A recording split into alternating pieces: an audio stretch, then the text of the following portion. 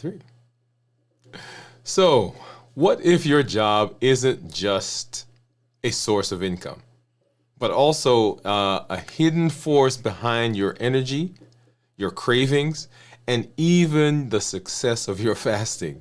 So tonight, I am 33 hours into this week's fast, and I am sharing how your work life can either support or sabotage your metabolic health. Let's talk alignment, stress, purpose, and how your 9 to 5 might be affecting your ability to reverse your diabetes.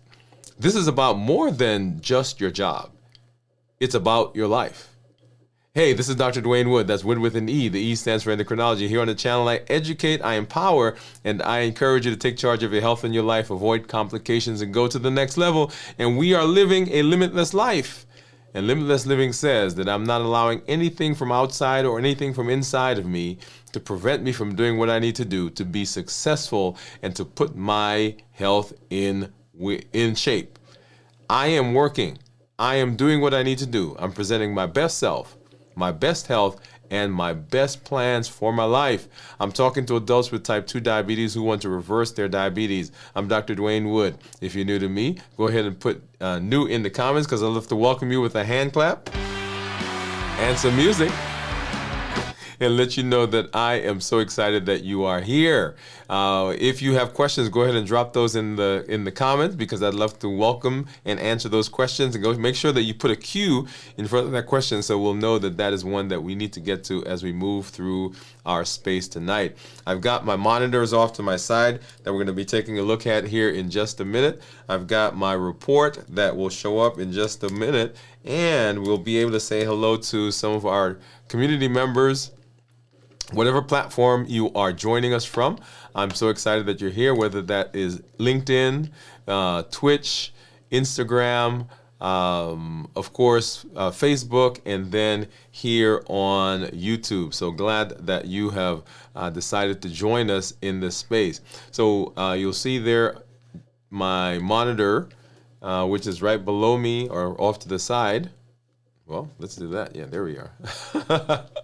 I've got my monitors off to the side that we'll take a look at. I've got my contour, and of course here is my Keto Mojo, and then right below me, that is my Dexcom Clarity Report, which we'll take a look at to see what's been going on with my blood sugars over the course of the last several days.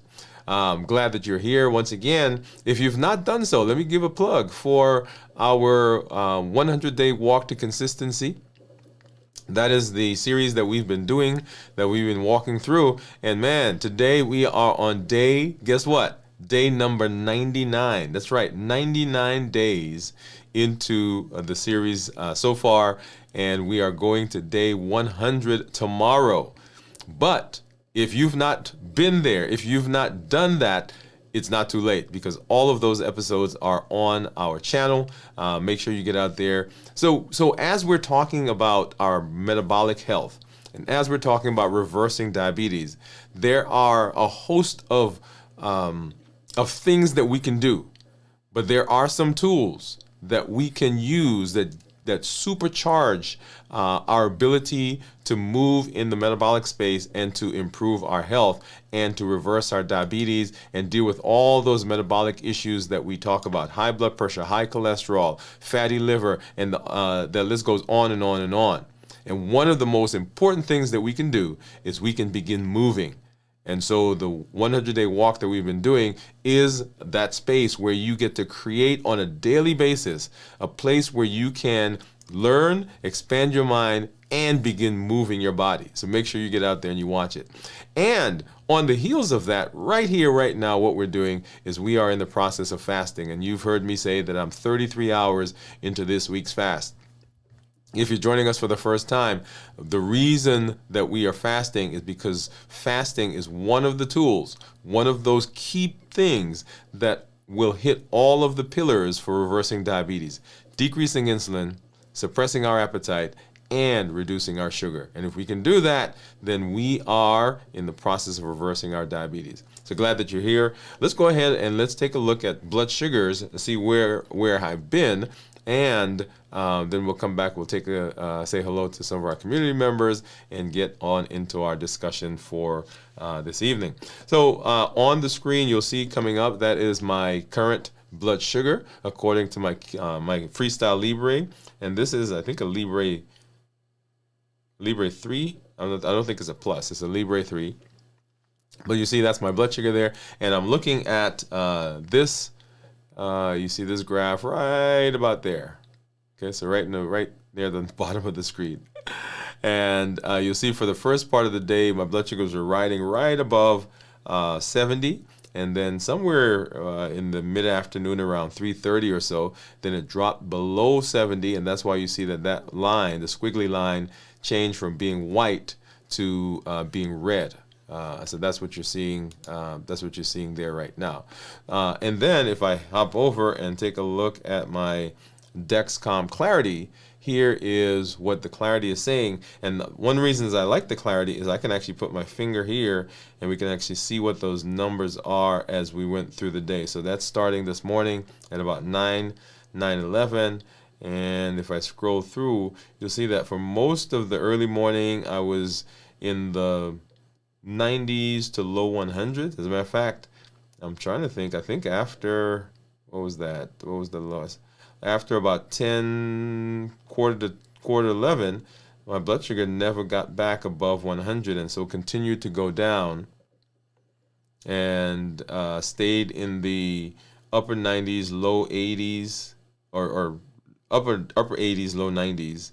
And you'll see there for most of the afternoon, we've been kind of riding in the 80s, right? So 80 up to, let's see, what's the highest that we had? 80, maybe 87.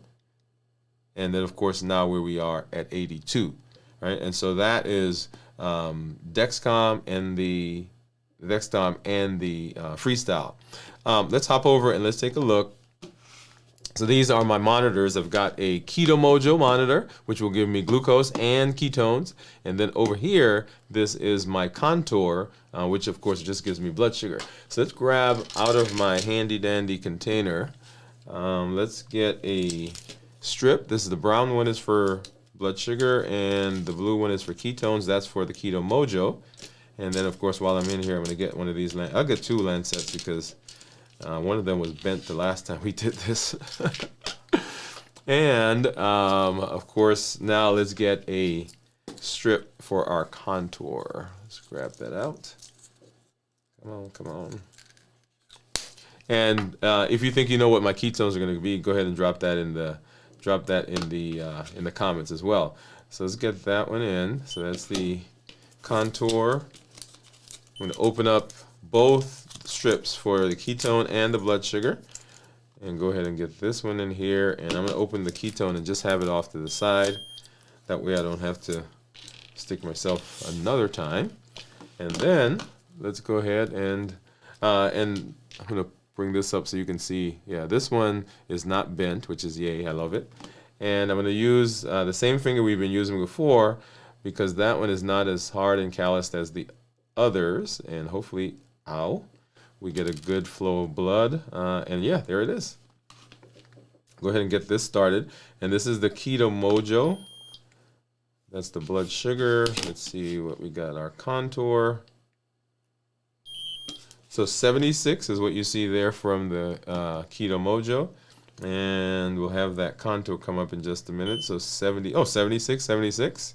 Boom. Let's get this out and get our ketone strip in. And let me do that quickly before this drop of blood dries. And boom, there we are. Okay, so let's see what that's going to show us. Did it start? Yeah, there it is. Let's see. Should I show it to you guys now, or should I let you guess? What do you think? Should I show it now and let you guess? So once again, 33 hours into this week's fast is where I am. And so we'll let that go, and we'll come back to take a look at that in just a little while. Let me go ahead and do my check-in. Right, so I'm going to do my check-in, and usually whenever you are making changes, whenever you are in the process of improving, whenever you are making decisions about body, about food and weight and fasting and whatever plans you have, you want to make sure that you are evaluating whether you're getting what the benefits that it's supposed to give. And so here in this space, as I'm fasting, I want to see how my body's doing, how things are, and the three areas that I recommend that people kind of talk about, physically, mentally, and emotionally. And you will recognize those because those are three of the pillars that we've been talking about with respect to our health, right? So three of the pillars of health. And so physically, we went camping this weekend. Yay. And it was an amazing time. And I came away from camping and I got home on Sunday. Yeah, they got home on Sunday, and I think, did I go to, no, I didn't go to sleep. I kind of was up and, kind of getting back into life, and then went to sleep. Yeah, went to sleep in the afternoon. I think I slept for most of the evening, woke up around 10 o'clock, got back in bed, and over the last several days, I've actually been doing a pretty good job of resting.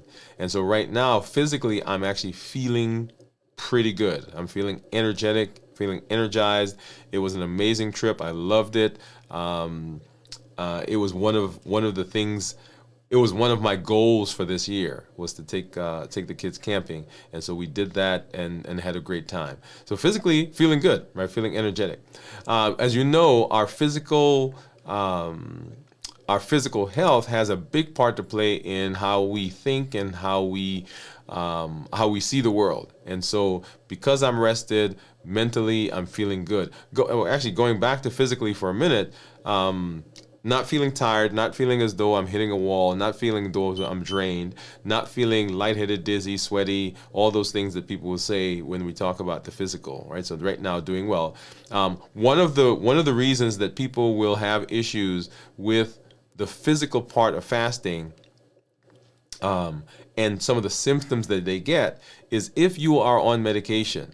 If you're on medication, particularly diabetes medication, whose job it is to lower your blood sugar, you should talk with your healthcare provider to say, hey, I'm going to be fasting. How do I go about making sure that I am adjusting medications appropriately? Because if you don't do that, then that can have a big effect on the physical. And then, of course, here we are in the mental, it will affect that as well. And then emotionally, I am just pumped. As I mentioned before, we are a day away from the end of our current walking series, looking into the future. I'm here with you guys. I'm 33 hours into this fast, and coming out of the weekend, there was a little struggle because food-wise, there was a little struggle because I was out, and if you look at my fasting episode that we did on Friday when we did our check-in, you'll recall that I was out setting the camp up and started feeling lightheaded, started feeling dizzy, started feeling as though I was going to, it was actually, I wasn't going to say blackout, but for lack of a better phrase. And so I had to quickly stop and do some things, taking care of that. And then, of course, we were here breaking that fast on the show with you as you watched that. But coming out of that, it was a very intense weekend. So I was in charge. I was the camp director, and I had some amazing staff, amazing kids. I just had to make sure that everything was working in order. Everything was going well as we went through the weekend. And so coming out of that, I was tempted, y'all, to go eat some stuff, and I didn't. But emotionally right now, I'm feeling pumped because everything went well. We're in a new week, and I'm moving forward in excitement in all the things that we're doing and all the things that are happening with me. Okay, so physically, mentally, and emotionally, right now, feeling pretty excited about the space I am, and excited about the fast that I'm doing right now. So let's hop over and let's say hello to some of our community members. I see you out there. So let's pop up and say, let's see. I see Jian is saying hello. She said hello, doctor. And hello, she says, hi, Limitless Living Gang. If you guys don't recognize that, that's what that is. And then we have Kenti Freeter, if I'm pronouncing that correctly. 80 seconds. Let's get this week's fast. Let's get Gion say, hey, welcome. Let me give you a hand clap. And Gion, I will come back. Okay, I think Gion is dropping out to her. I think she has a class right now. Cornelia, hi, Dr. Gion and Kenti. Glad that you're here. Pamela, hello, everyone. Cornelia saying, hi, Pam. Hello, Cornelia from Pam. And Steve is giving his guess. He's dropping his guess. 0.8 is what he said he thinks that my ketones are going to be. Cornelia saying, hey, Steve. Hello, friends from Steve. And Pamela, hey, Steve. Yes. So glad that everyone is here in this space. So let's go ahead and let's hop over and let's talk about our fasting. So once again, 33 hours into this week's fast. And you know, at this point in the fast, that most of my glycogen that is stored in the liver is gone.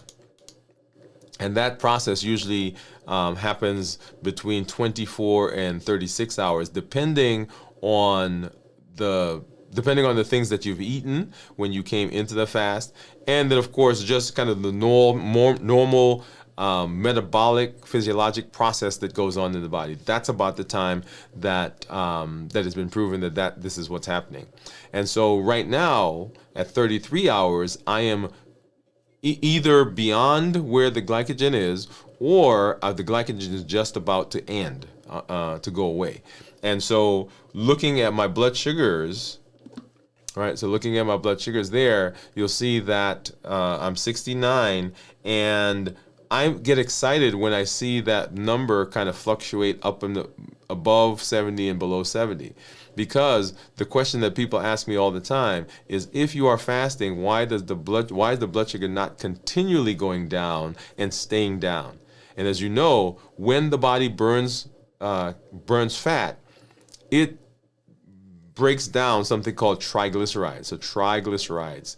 And the tri part, those are the fatty acids that are attached to that molecule.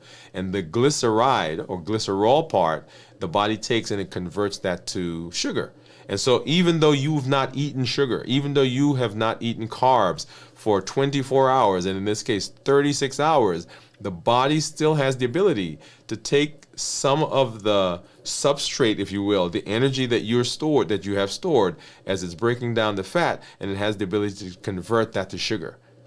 And so whenever I see my ketones are elevated and I see my blood sugars drop below 70, and then I start to see them come back up and they're fluctuating, they're playing around that 70 line, I get excited, because that means that if I step on the scale, come on. If I step on the scale, I'm expecting that scale number to be going down, number one. Number two, when I am looking at my blood sugars, as I do with my monitors, I expect that if the blood sugars are lower, then I'm expecting that my body is not having to produce insulin to deal with those blood sugars. And so in the process of fasting, I am becoming more insulin sensitive. And if I'm becoming more insulin sensitive, if my insulin level is going down, then my cravings are going away. The food noise goes down. My dysregulated satiety and hunger hormones are becoming settled. See all those downstream things? If the amount of insulin that my body's making is decreasing as well, then that insulin is not going to my blood vessels to cause them to become more stiff. And if that's the case, then my blood pressure, which is a marker of how much force there is sometimes, my blood pressure is decreasing. And again, if I'm burning ketones, as is indicated by my ketones in my monitor, and as is indicated by the fluctuations in my blood sugar, that is a sign of burning ketones. Then one of the other things that's happening is that my body is having to use fat from all over. That includes some of the fatty liver that may be going on in my system. You see all those metabolic benefits that I get from fasting. And so at 33 hours, that is what I'm anticipating that's going on. And so there are so many different things that will affect us as we move into our fasting space. And this week we've been talking about our occupation. We've been talking about your work. So how does work affect what we do when it comes to our metabolism? Well, is there a work wellness connection? Is there a work wellness connection? And the answer is yes. So occupational health isn't just about how many hours you work. It's also about the quality of those hours. It's about the purpose. It's about alignment. It's about fulfillment. And it's about the stress that sometimes comes and the environment that we find ourselves in. Last season, we did a section about cleaning out our environment. All right, and we'll talk about that here. Just hang on till we get to close to the end of this. We'll give you some ideas. But the not just the stress, but the environment that we're in will either promote or it can sometimes cause difficulty for our fasting. So when your job drains you, your body responds with cortisol level. We've talked about that, right? So cortisol, epinephrine, those two stress hormones. When that happens, your sleep can suffer. And let's be honest, right? So does your food choices. So that preparing for a fast, the choices that you make getting into the fast can be things that don't support successful fasting. The choices that you make coming out of a fast may make it difficult to get the benefits that you thought you were getting from the fast. And of course, during the fast itself, whatever's going on in the environment can promote fasting and have successful fasting, or it can cause those levels, those cortisol levels to go so high, the cravings to go up, the hunger and satiety hormones to get dysregulated, and all of a sudden you are 2 hours into a fast and you break the fast. Not because that's what you wanted, but because of the environment that you find yourself in, that work environment. And of course, you come home and you want to buffer the stress that comes from from your job. And so what do you eat? Chips, cookies, candy, cake, Ben & Jerry's ice cream, Cadbury chocolate. I'm not sure why I threw those in there, but hey. And because of that, because of the stress, you skip your workout. You skip your walk. You're supposed to get up in the morning to do our 100-day walk for consistency. And you're like, okay, I can't do that today. But when your work is aligned with your purpose and your schedule supports your health, your body actually works with you. Fasting becomes smoother. Your mind gets clearer. That beta hydroxybutyrate. Energy flows instead of fights you. That's what we're unpacking tonight. The connection, the interconnection, the interplay between our work and our metabolism. So my work life and fasting. My work life and fasting. Let me bring this home with a story. I've been practicing as an endocrinologist for years. But it wasn't until I aligned my work with my message, this mission of reversing diabetes and building metabolic freedom, that I saw a shift in my own body and my own responses. When I became aligned, when what I did became aligned with who I thought I needed to be, then I began making changes for myself. And so as you're watching, right, you are, and I tell people all the time, you are getting a front row seat as I walk through my journey. And what you're seeing is the benefit of alignment with what I think I should be doing and how it's affecting me in all aspects of my life. When we talk about the domains of health, and we've been kind of walking through that on our mini series, when we're talking about the domains of health, all the domains of health get better when another domain of health gets better. Did you hear what I said? So we often talk about them as though they're disconnected, but they are all intertwined. And so when one improves, it doesn't just improve in that area, but it begins to have a domino effect on everything else that we do. And so tonight, I'm 33 hours into this week's fast. And it's not just about willpower. My work life now gives me rhythm. It is the tenure of my life. It is the thing that I need to be doing. It's the thing that I think about, the thing I wake up thinking about, the thing I go to sleep thinking about, the thing that I think about, how do I improve? How do I get better? I know that I'll be busy. I know that there are all these things that I've got to do and get in place and get strategized, and I've got to plan. I've got to put in my schedule. I know all of that. But because of the alignment, I am in the process always of thinking, okay, how do I continue living limitlessly? And here's a question that I want you to ask yourself all the time when you're making decisions about what to eat, whether you're going to walk, whether you're going to exercise, whether you're going to swim or row, whatever it is, whether you're going to stay up late. What does limitless living look like in this instance, in this situation? Because it's great to listen to the video, and it's great to journal. It's great to all the education that we do, right? Educate, we empower, we encourage. All the education is great. But right here today, right now, at this moment, what does limitless living look like? And what does it look like in our jobs?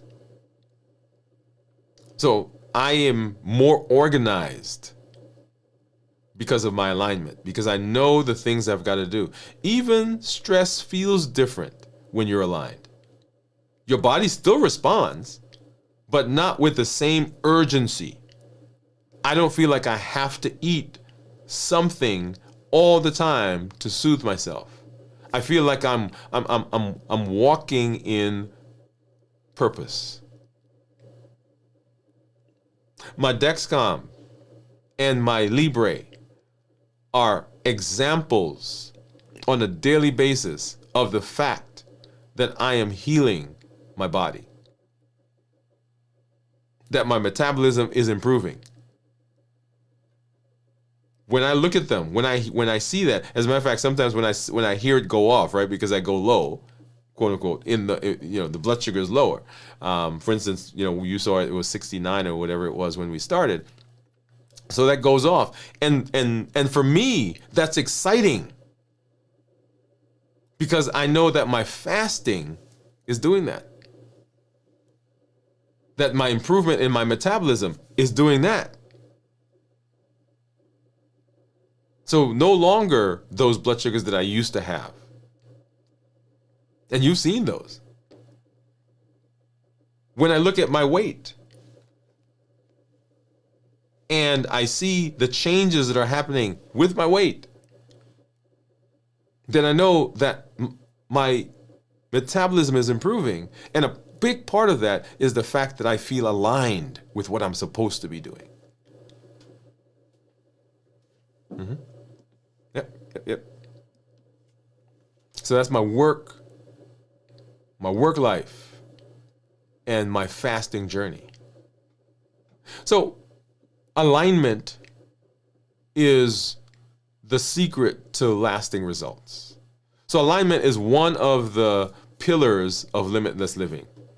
It's actually the middle piece, and you've heard me talk about rhythm, alignment, and structure. Rhythm is the tone of your life. What is the bent of your life? What is the purpose of your life? What is your North Star statement? What is the thing that you're supposed to be doing? What is the rhythm of your life?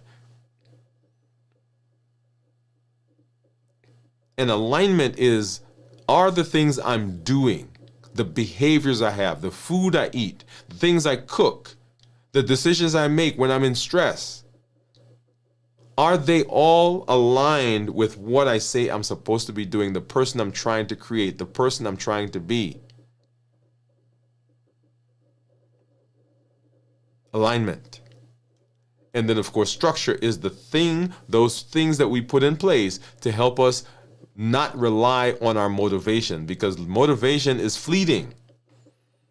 You'll wake up today and you'll be fully motivated. As a matter of fact, when you finish watching this video, it's like, yes, let's do it. Dr. Woode said, let's do it. Ah, rah, rah, rah, rah, rah. And then something happens and the motivation fades. And if there's no structure there, then so does the impetus to do and say the things that you need to do to be successful. And here's why alignment matters.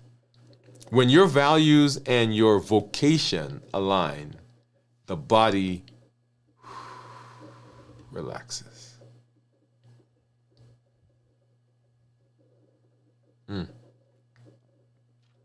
But when there's no alignment, there is difficulty. When your schedule aligns with your biology, your metabolism thrives. When the tasks that you do align with your goals, your cravings decrease. Think of it like a rowing team. If one person is offbeat, the whole boat jerks. But when they're all in rhythm,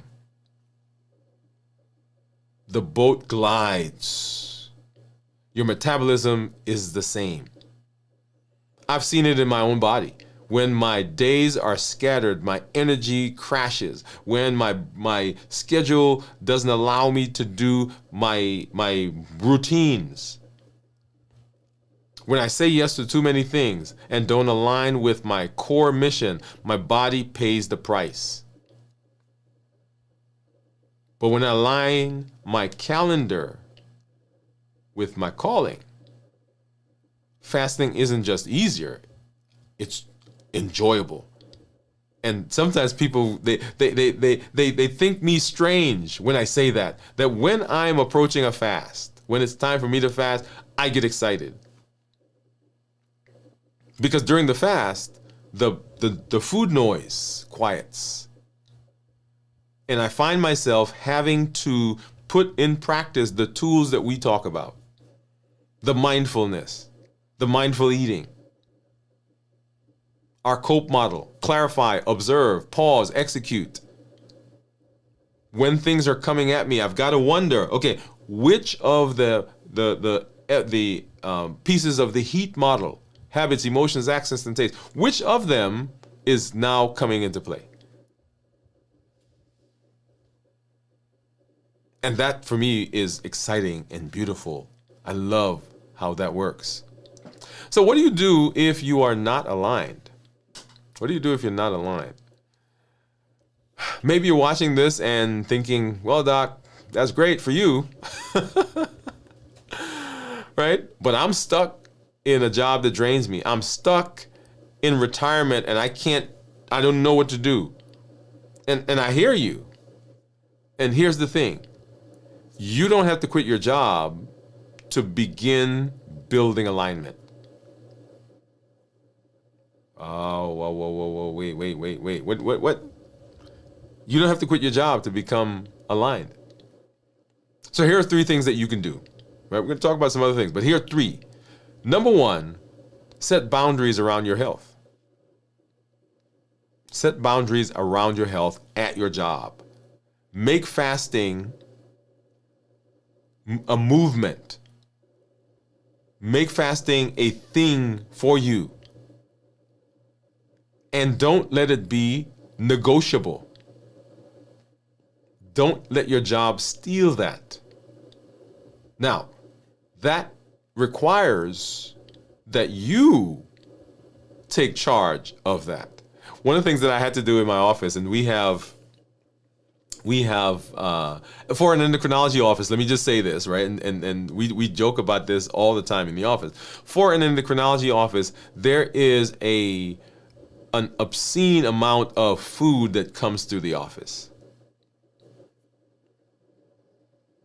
Because people are always bringing us stuff on holidays, and we got a holiday coming up, at the end of the year, last year, right? So there's people want to bring things on Halloween. They want to bring things on Thanksgiving as we approach that. They want to bring things for Christmas and New Year's, right? When it's my birthday, people want to bring things. We have pharmaceutical reps who bring lunch for us, for various things. So food is coming through. And you guys remember when we were fasting last season, I would tell you that when I first started fasting, what I would do is all the stuff that came through the office, I would hoard it, I would collect it, because in my head, by God, I didn't eat it all week. I didn't eat it while I'm out fasting, and when I end my fast, I'm sure going to have some of that. So the scarcity mentality. I don't know when I'm going to have any more again, so let me just put it all together. And I remember one time I had done that, and at the end of the week, I had collected all the food, and I looked at the food, everybody. I laid it out because I brought it home. And I thought to myself, oh my goodness. Are you telling me that all of that is what I would have eaten this week?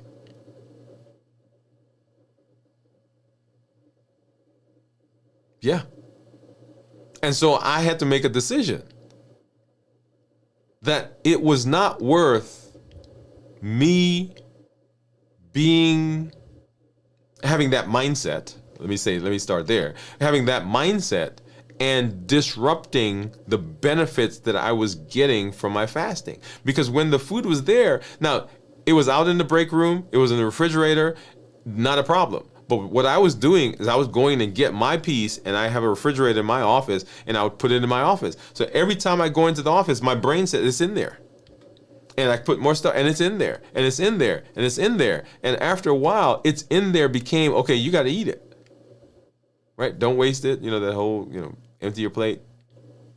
So don't let the things that happen at your job steal that from you. You can make decisions about what you eat and about the things you do at work, right? See how that ties in? So you can make a decision about what you eat, but you can also make a decision about some other things at your job. So the things that you take, people talk about snacking. I'm going to take some stuff to snack. Snacking is a whole nother conversation, right? I keep saying we're going to do a series on snacking.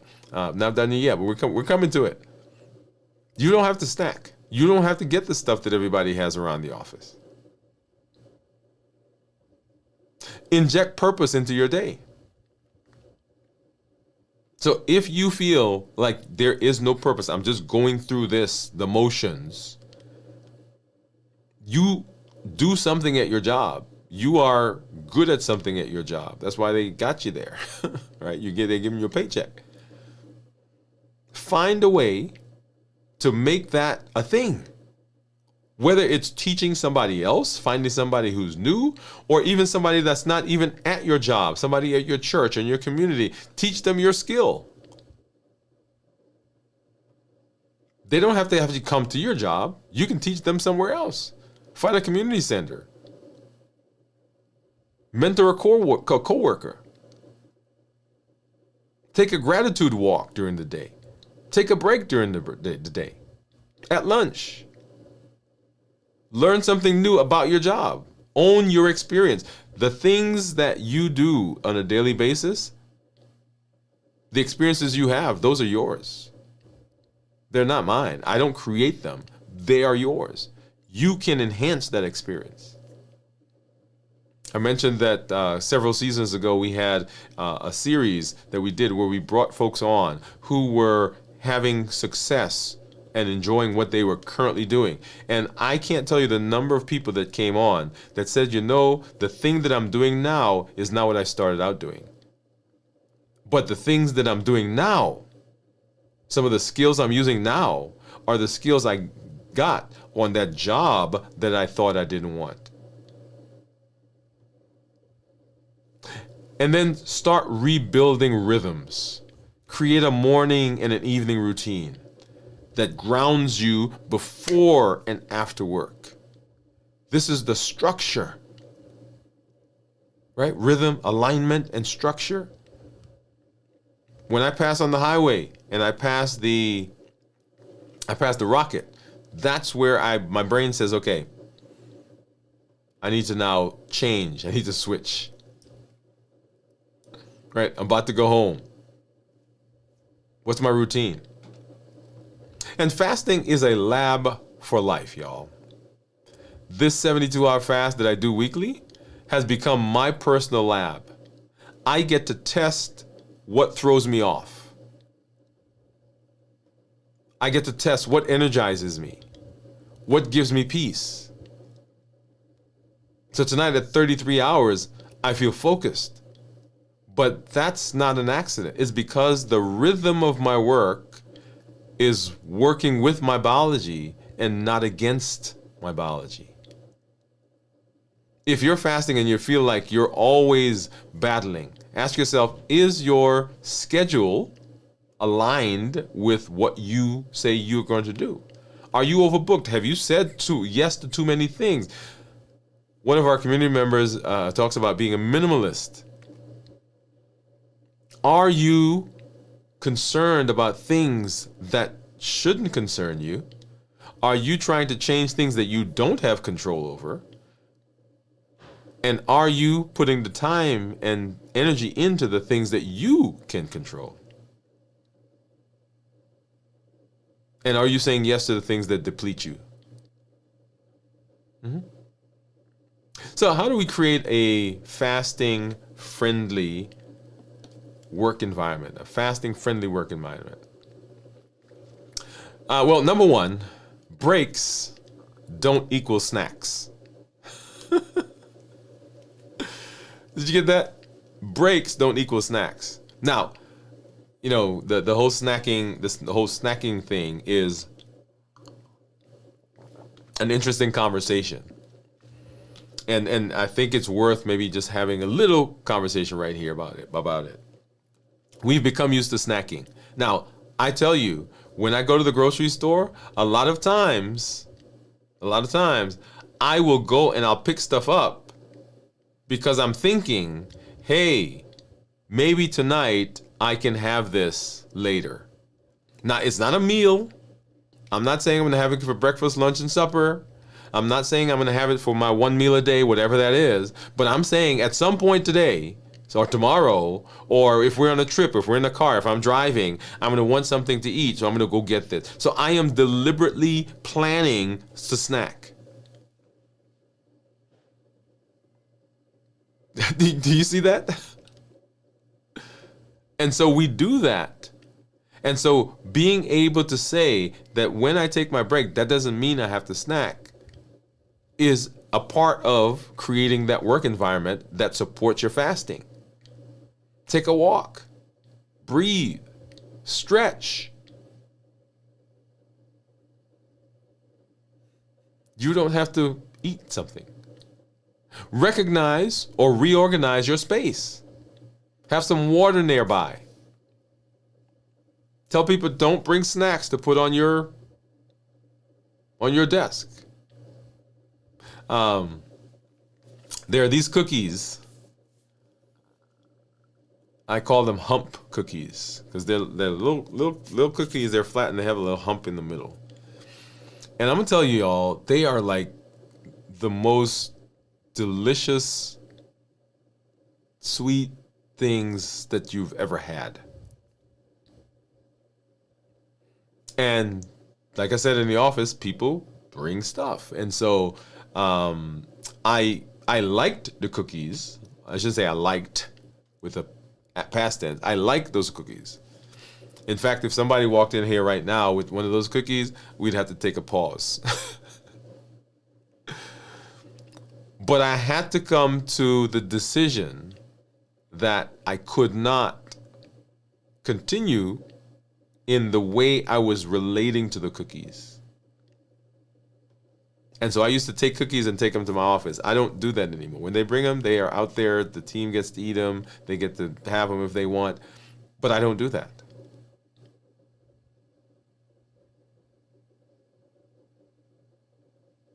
Don't keep the snacks. Don't keep those things where you are. They remind you of food.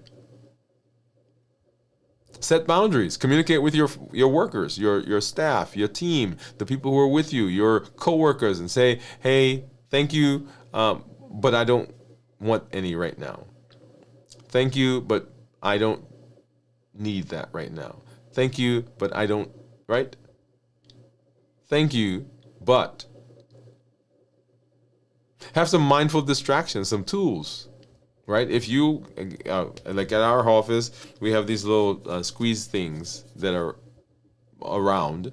And so sometimes I'll go and grab one and I'll squeeze it. As a matter of fact, I'm standing at the computer and there's this little, I'm not even sure where it came from. One of our team members who's no longer with us brought them in.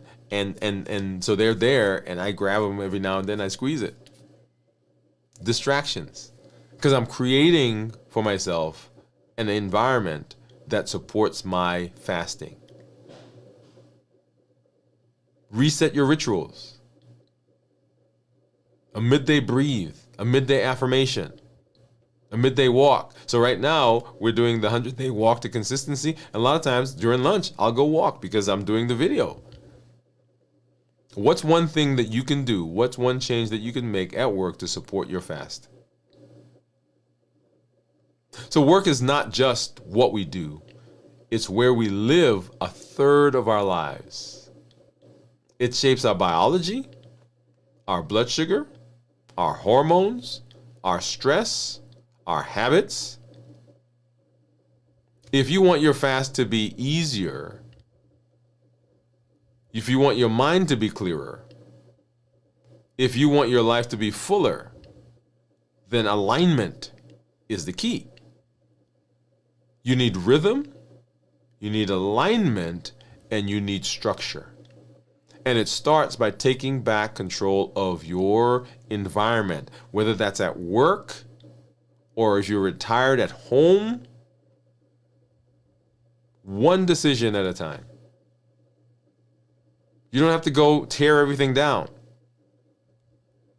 So the question that I have is your work, is what you do, is the space you're in, is it supporting your wellness? Or is it silently sabotaging it? You want to make sure that you're taking a look at that. And if you can elucidate that, if you can understand that, if there's an issue there, if you can fix that, you know what? This process that we're going, reversing diabetes, fasting becomes simpler. Now, I'm going to tell you, I was going to say, the word I was going to use is easier. Sometimes we look for easy. Maybe it's not easier, but it's simpler because I have the structure there. And so now there is no, am I going to fast this week for me? There's no, when am I going to fast for me? Not because of this intense motivation or this intense inner strength that I have. It's because I have structure. And I know that on Tuesday afternoon, I start fasting. And I end fasting on Friday afternoon, Friday evening. It's a given. It is a part of my schedule. It is what I do. My team knows it. The pharmaceutical reps who come in know it. My family knows it. You know it. So everything around me is there and supports that part of my life. And so I've gotten used to that. That is the power of structure. But if I had to make a decision every single week, well, which day am I going to fast? How long am I going to fast? Am I going to fast this week? Guess what? There are some weeks that I probably should have fasted, but I don't fast because there's no structure. It is just based on my motivation. And as I said, motivation is fleeting, but structure is key. Structure allows us to do what we want to do. And it becomes, after a while, it becomes that routine. And we, in our job, in our environments, we can make that change. First, align yourself. Make sure that what you're doing is aligned with what you say you want to be and where you want to go. If you're not in that space now, you can go and you can create that space within the current job that you have, within the current retirement that you have. And in that space, within the space, you can make changes. So we've talked about accountability, right?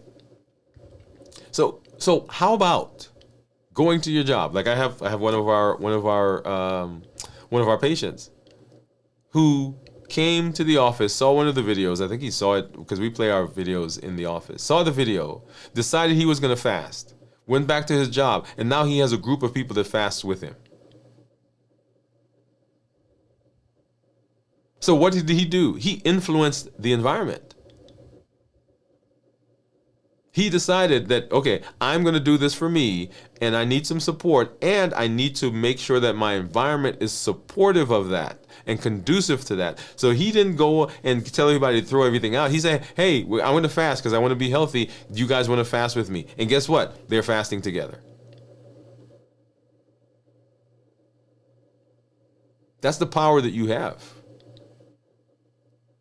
That's the unlimited potential that you have. And remember that the unlimited potentials that we have comes not from outside. When we talked about New Year, New You, the unlimited potential that fuels limitless living is the you. The you that powers the limitless living. Often we get caught up in the things surrounding, but what gives power, what gives drive is the us that we are creating. And so as we get better, as we move into a better space, as we move into a understanding how our body works, as we move into developing tools, we can do and we can be better in our metabolism. We can make those changes. But learning the tools is what gives us the power. And when we've changed, when we show up differently, then everything around us begins to look different. There's a story I told, and I'm trying to remember where I heard this, but it's kind of like when you decide you're going to buy a car, a particular type of car, particular color car. All of a sudden, you start to see that car everywhere.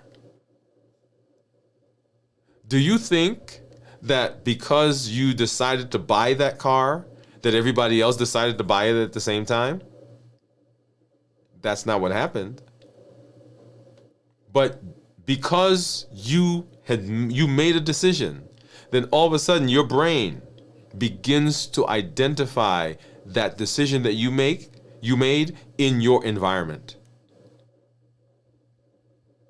And the story I was thinking about is a guy and his wife decided that they were going to have the family. So I think she got pregnant. And so he's going to work. And he goes to the coffee shop. And he notices that the gal behind the counter that's been serving him every morning for the last, I don't know how many months, is pregnant. And he comes out and he gets in his car and he begins driving down the street and he notices that there's a daycare right next to the coffee shop. And he's going down the road and he noticed there's another childcare place that's nearby. And throughout his day now, because they're pregnant, he begins to notice those things around him. And that's what happens when you make a decision for your health. When you decide you're going to fast, when you decide that you're going to walk, when you decide you're going to get more rest, when you decide that you are going to take charge of your work environment, everything around you, when you've made that decision, everything around you begins to become aligned. You begin to notice things all around you that are supportive of where you want to go.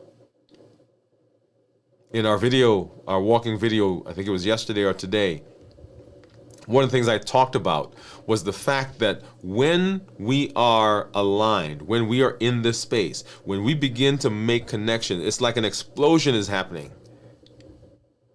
And when that explosion happens, the fragments from that explosion begin to hit other places in our lives. And those places begin having explosions. And those explosions are exploding and other pieces are coming out. And after a while, there are so many connections, so many enlightenments, so many concepts, so many ideas that we begin seeing that it is unlimited, limitless possibilities, because we've made a decision that we're going to be healthy.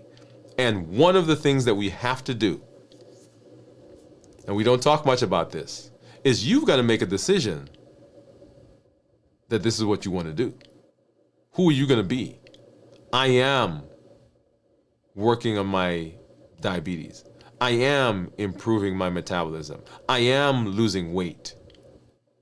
Notice what I'm saying. I'm not saying I'm trying to lose weight or I am trying to control my diabetes. I'm trying to control my blood pressure. No, I am. So we stop wanting to be, and we are now being. I love that one. Love that one. Anyway, so that is the power of your environment. The power of your job is in your hands. We can make that change. And if we do make that change, it supports our metabolism, it supports our fasting, and when it supports our fasting, then all the benefits come that we were not expecting. Or sometimes that we are expecting. All right, so let me go ahead and let's hop over, and I want to say hello to some of our community members again. Let's see. So Steve was saying hey. Steve saying hey friends. Pamela say hi Steve. Jennifer, hey Jennifer, how are you? Jennifer, howdy y'all. Pamela White saying hey Jennifer. Gian, hi Jennifer, I came back. Hey Gian, I just talked about you. Hi Pam. Gian is saying hi Cornelia, hi Steve. Hey Gian from Pam. Gian says I'm a minimalist. Yeah, see, I commented about that. Break for snack is my favorite thing. James Riley, my man, West Side. Hey y'all, this is one of my guys right there, James, thanks for coming through, man. Bowie says hi everybody. Hey Bowie, good to see you. I haven't seen you in a little bit. Glad that you were here. And then Gion is saying hi Bowie. So glad that you are all here in this space. I want to remind you that as let's do this. Let me go ahead and let's hop over and take a look at blood sugars on my report. Okay, let's do that. Let's go back over here to the overview. And so here is my report. This is my Dexcom Clarity report for the last 14 days, and you'll see that up here. So 14 days, average blood sugar of 105, with my time in range 99% of the time, with a range being between 70 to 180. And my glucose management indicator, if I were to get an A1C, then it would approximate that number. Now, I can't say that that's what it is because this is a calculated number, but it should approximate that. Okay, so 5.8. If I go back and look at this for 30 days, you'll see my average is 104 with a glucose management indicator of 5.8 also. And if I do that for 90 days, you'll see 134 with a glucose management indicator of 6.5.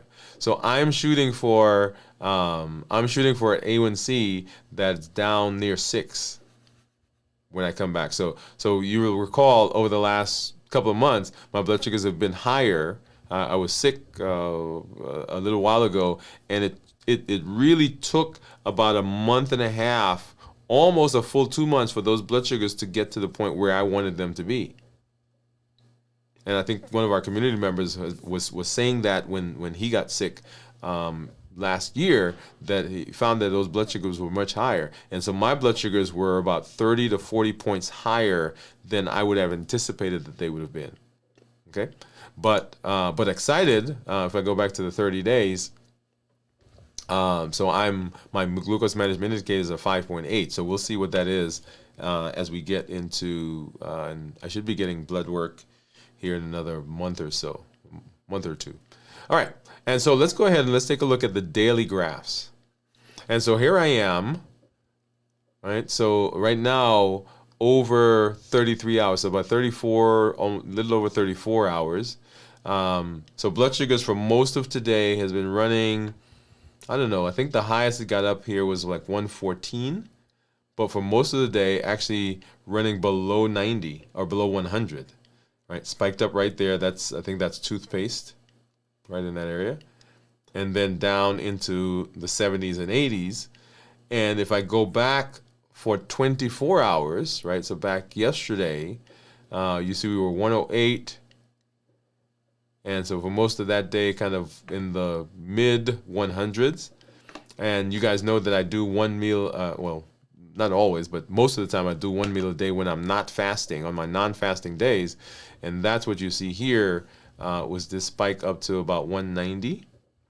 And if I go back, you'll see here, right? So I think I don't know if I ate lunch, and you'll see that spike fluctuation, and those fluctuations lasted into that next morning, about 3 o'clock. Going into the day before that, right? Notice this is a flatter graph because I ate later in the evening, and what I ate, because I was eating in the evening, I didn't eat a whole lot, and so the blood sugars were much better. Okay. And this was we were ending camping right around here. And going into the day of camping, because we started camping Friday night into Sunday. And so during camp, blood sugars 120, 130s. I think it got up to 150s. Yeah, 160s was the highest that it got. And that was here. So during camp, I ate whatever we were eating at camp. And Friday is when I broke the fast, right here at 72 hours. And you'll see even then, when I started eating for the next 24 hours, look at that, from 12 to 12, so midnight. And then even into the next day, we were still in the 100s. And that's one of the benefits of fasting. When you fast, particularly if you do one of the extended fasts, then you will find that the day after fasting, and maybe the day and a half after fasting, then your blood sugars are much more responsive to your normal process. So there are times when you come out of a fast, and the day after the fast, you're able to eat something that you couldn't have eaten the day before because the blood sugars would have spiked into the stratosphere. But now that you fasted, because you have become less insulin resistant, then your body is able to buffer. Oh, let me talk about that, man. Let me come here and talk about that. So remember, whenever we're talking about managing diabetes, what we're trying to do is we're trying to get whatever the blood sugar is to match whatever the body's ability is, right? So if you can do that, there is no need for medication. I want to make that point. If somehow you can get your blood sugar and the amount of management that your body is naturally able to produce to equal each other, there is no need for medication. So what medication does is medication brings your body's capacity up to meet your blood sugar. Right? Hey, my body's not making enough insulin, or my insulin isn't working. Let me give you more insulin so that it reaches where my blood sugar is. Or let me give you a medication that forces your body to make insulin. Right? So we bring the capacity of the body up to meet whatever the blood sugar is. But another way of doing that is what fasting does. Fasting says, no, the body already has the capacity to do something. It may not be much because of damage over the years, but what I can do is I can bring the blood sugar down to meet my body's capacity. And that's the beautiful part of fasting. that it naturally allows your body to be where it is and says, yeah, we're not going to mess with that. We're not giving you medication. We're not putting you on something to boost that up. We're going to leave that right where it is because that is where we are. Now, let me bring the blood sugar down to match. And when that happens, there's no reason for medication at that point. So there are people who fast, and during the day of their fasting, of course, they don't take medications. And coming into the fast, maybe the day before, half a day, full day, they don't take medication. And because of what happens during the fast itself, the day after they fast, that's 3 days. The day before, the day of the fast, and after the fast, they don't need medication. That's a 24-hour period. So imagine what happens if you do a 36 or 48-hour fast. Now we're talking about 4 days out of 7 where your medication dose, your amount of medication that you've taken has gone significantly down. So we decrease insulin, we suppress appetite, and we reduce sugar. Beautiful, beautiful process that happens during fasting. And remember, y'all, that we are in the process of reversing diabetes and dealing with all the diseases along the metabolic spectrum. High blood pressure, high cholesterol, fatty liver, pre-diabetes, polycystic ovarian syndrome, obesity, and of course diabetes, right? That's the ultimate along that spectrum. But all of those diseases improve with the tools that we use. And we learn those. And all of it is based on our Triple E formula for success. We educate, we empower, and we encourage. We educate with the blogs, with the podcasts, with the shows that we do to change that mindset, to get you to understand how your body works and what you can do to make it better. We empower with the tools that we're learning. And that's why we're doing fasting. That's why we do the check-in, so that you can use that and begin working with it, putting it into practice on the things that we've learned. Balanced bites. Whole foods, minimize processing, no added sugar, lean protein, healthy fats, starchy, non-starchy vegetables, appropriate portion sizes. That is the concept of balanced bites. When you do that, guess what that does? It decreases insulin, suppresses the appetite, and it reduces sugar. Our 100-day walk to consistency, another tool. What does that do? When you move, when your body's working, guess what that does? It decreases your insulin, it suppresses your appetite, and it reduces your sugar. We're hitting all those pillars. So we educate, we empower with the tools, and we encourage with this community that you are part of, that you're helping to build. This community that is such an integral part of your success in righting your metabolism. Remember, dysfunctional metabolism is the culprit in all the things that we're doing. The goal for what we're doing is how do we get the metabolism back into homeostasis? And homeostasis means normal, sameness, the way it's supposed to be. I encourage you, when you come, I want you to make sure that you are engaged, that you are using the tools. I love the fact that you listen. I love the fact that you're home journaling. I love the fact that you said that your mindset is changing, but your metabolism improves when you infuse the concepts that you're learning with your action. Your action gives life to the ideas that we talk about. They come to life because of your behavior. So don't just let them be things that you listen to and you hear. You want to make sure that you're implementing them. And then there are over 1 billion people, y'all. That's billion with a B. 1 billion people on the planet right now who are suffering from diabetes and pre-diabetes. You can be a voice for change in your family, at your church, in your community, on your job, around the corner. All of those people are waiting for you to say to them, hey, we don't have to go out like this. Our family doesn't have to keep having heart attacks. We don't have to keep losing people in their 50s. We don't have to keep going on dialysis. We don't have to keep going blind. We don't have to keep having amputation and limbs cut off. We can be better. You get to say that to them because you are now learning. You are now improving. You are now living a limitless life.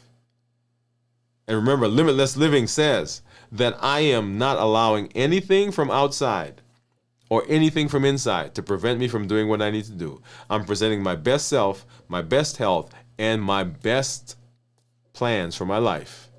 I'm breaking free from those constraints, and I'm taking charge of my life because I have the ability to make a decision. Man. I love this. I keep saying this is my favorite conversation, but this right here, if we can do this, if we can make these changes in our personal lives, oh man, what benefit that gives to the community. I'm always glad that I'm here with you. Always glad that you are here hanging out with me. Remember, we'll be back tomorrow for our fasting. Check in again. We'll be here on Friday as we break our fast together here on the show. Saturday night for a video from the vault. And then on Sunday morning at 6 a.m. Central, This Week in Review. And then, of course, back here on Monday, 7 p.m. Central for Dwain Woode, MD Live. If you're in our community, we'll do our community meetup here. You'll see that link on the YouTube channel. I look forward to seeing you, chatting it up with you guys. If you're not in our community, right? We educate, we empower, we encourage. If you're not in the community, I encourage you to get in there. We have a great time. We have such fun as we kind of support, as we support each other along this journey. Everybody, thank you for coming. I'll see you at our next episode. Good night.